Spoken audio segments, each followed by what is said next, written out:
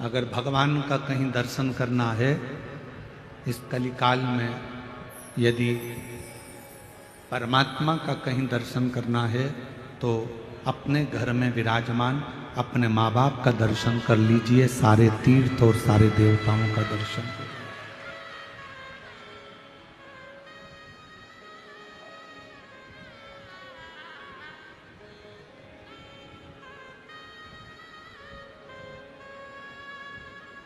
सारे देवताओं का दर्शन एक साथ, सारी नदियों का दर्शन, सारे पवित्र तीर्थों का दर्शन अपने माँ बाप के दर्शन में हो जाता है। ये हम नहीं कह रहे हैं,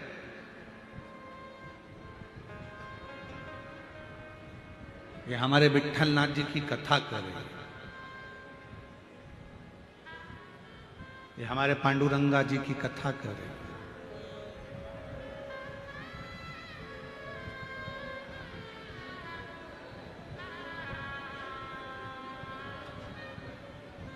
भगवान शिव उस समय पर कैलाश पर विराजमान थे, काशी में निवास कर रहे थे, आनंद के साथ बैठे हुए थे और भगवान को मालूम पड़ा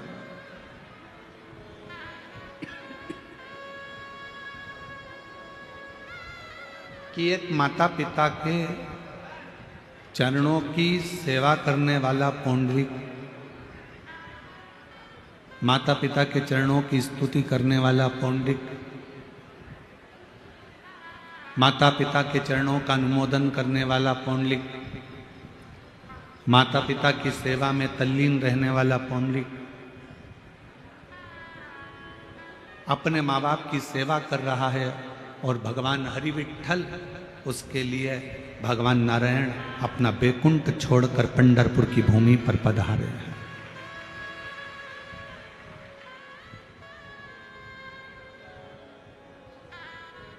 पंढरपुर की धरा पर भगवान श्री हरि का आगमन हुआ है, पधारे।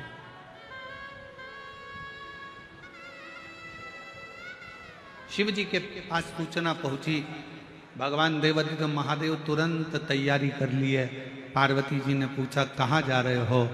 भगवान शंकर कहते हैं आज मेरे नारायण अपना बैकुंठ छोड़कर पृथ्वी पर आए हैं। पृथ्वी पर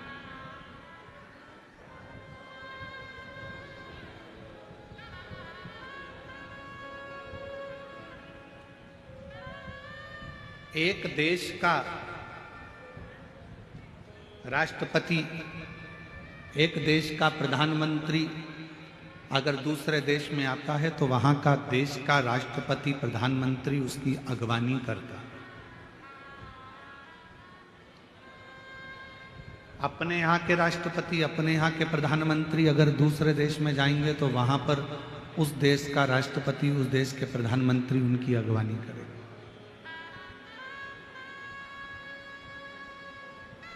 जब मृत्यु लोक के देवाधिदेव महादेव इस मृत्यु लोक के देव हैं, ये पूरी पृथ्वी का भार, ये पूरे मृत्यु लोक का भार, संपूर्ण पृथ्वी जल तल आकाश का पूरा भार भगवान शिव के पास है।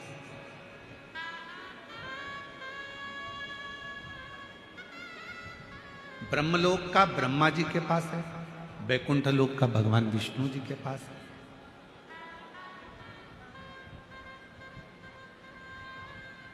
तो भगवान शंकर का भी एक क्रम है।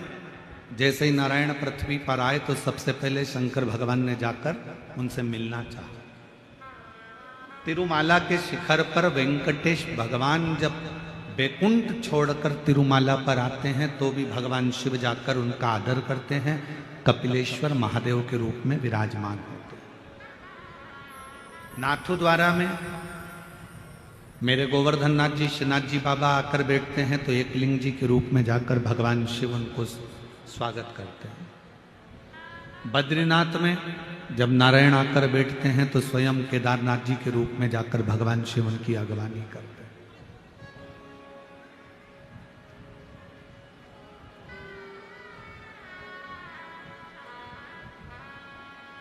एक भक्त के लिए भगवान अपना बैकुंठ छोड़कर आ गए। और वो भक्त भी नारायण का भक्त नहीं, वो भक्त भी किसी देवी देवता का भक्त नहीं है, वो भक्त है अपने माता पिता के चरणों का।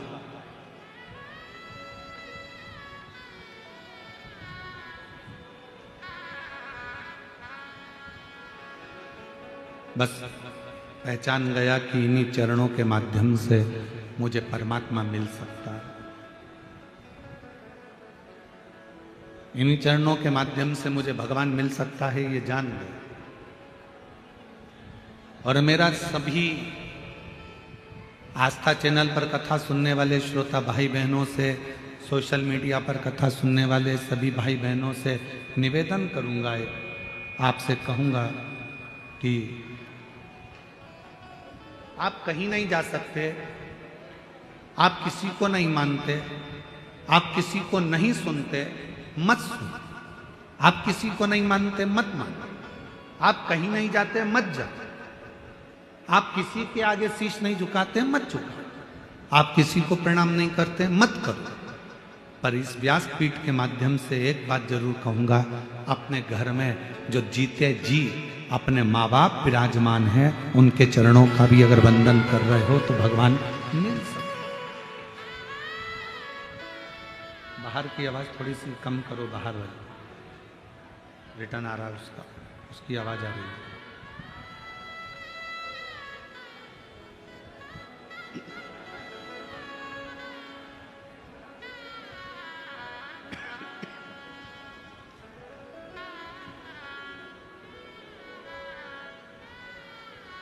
एक माता पिता में भी परमात्मा का दर्शन होता है।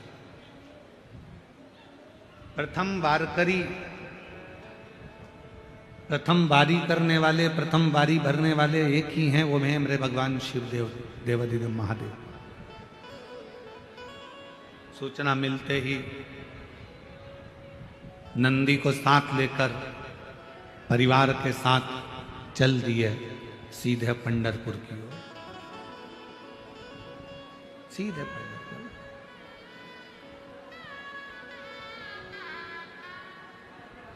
विठल विठल विठल।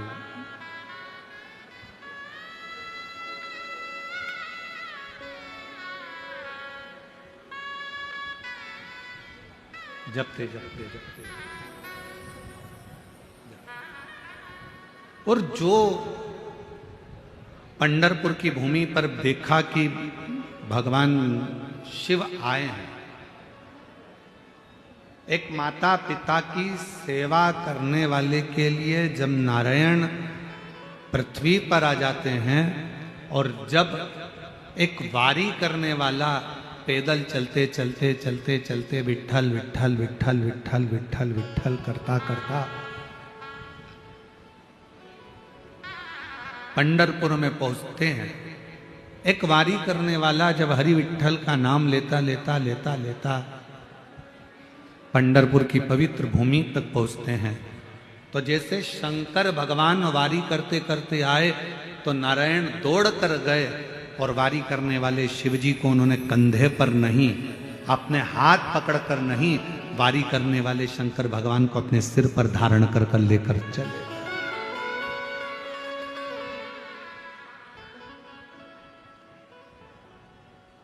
अपने मस्तक पर धारण कर कर, अपने मस्तक पर बिठाकर,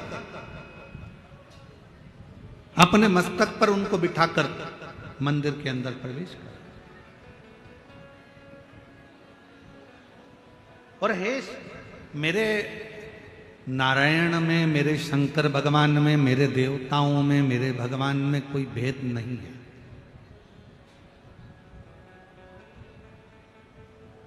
रामचरितमानस किस किसने पढ़ी है, जरा हाथ उठाएंगे आप लोग? जिसने रामायण पढ़ी हो, नहीं पढ़ी हो तो सुनी हो, सुनी नहीं हो तो किसी के माध्यम से कभी दर्शन किया हो, उठाओ हाथ जरा सबने। चलो रखो। रामचरितमानस में काकभूषुंडी जी का एक चरित्र आता है।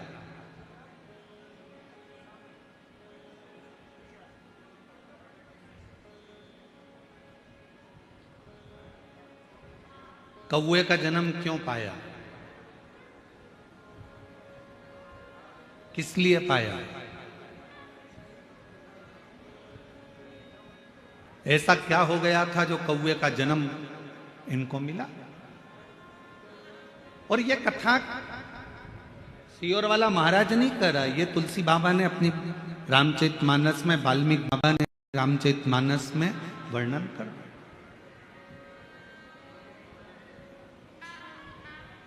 कौए का जन्म क्यों मिला, किस लिए, किस कारण? केवल एक कारण था। अयोध्या में रहते थे काकभूषुंडी, पूर्व जन्म में एक सुंदर परिवार में उनका जन्म हुआ था और अयोध्या से वो सीधे वहां से अयोध्या छोड़कर उज्जैनी चले गए, अवंतिकापुरी। और अवंतिकापुरी में जाने के बाद एक गुरु मिल गए उनको और उस गुरु की शरणागति उन्होंने ग्रहण करी। ये शंकर जी के सिवाय किसी को नहीं मानते, भेद करा।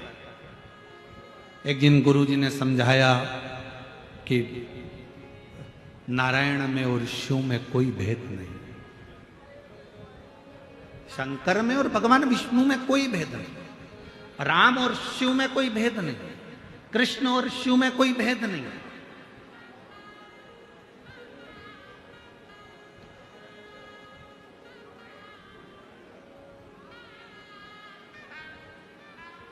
इनमें कोई भेद नजर नहीं आता। फिर भी वो नहीं माना और उसने भेद करा और गुरुजी से बात संवाद करा तो गुरुजी को क्रोध आ गया और गुरुजी ने कह दिया कि तू हजारों बार जन्म लेगा और कीड़े की योनि प्राप्त करेगा। उससे छूट गया। 1000 बार जन्म लेने के बाद उससे जब छूटा तो एक ब्राह्मण के घर में जन्म लिया और ब्राह्मण के घर में जन्म लेने के बाद भी उसने मंत्र में भेद करना, भगवान में भेद करना, परमात्मा में भेद करना नहीं छोड़ा।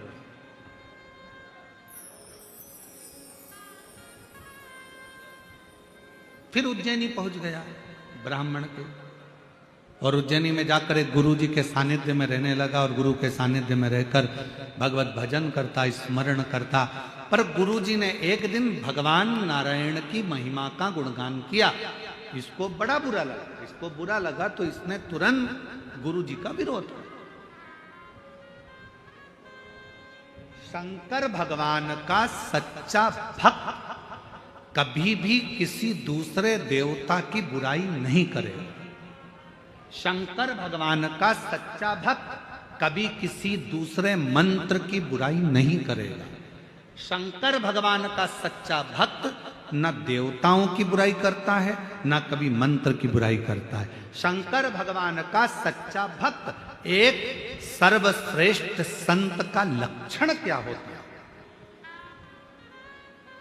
एक सर्वश्रेष्ठ संत, साधु, सन्यासी, तपस्वी, उपासक का लक्षण क्या होता है? वो कभी किसी देवता को बड़ा या छोटा नहीं बताता। सच्चे संत, साधु, सच्चा ब्राह्मण कभी किसी मंत्र को ऊपर नीचे नहीं बताता कि यह मंत्र श्रेष्ठ है, यह मंत्र कमजोर है, यह मंत्र ऐसा है, इस मंत्र को मत जपो, इस मंत्र को जपो, इस देवता को मत मानो, इस देवता को मानो, इस भगवान की स्तुति करो, इस भगवान की मत करो। सच्चा संत, सच्चा शिव भक्त, सच्चा गुरु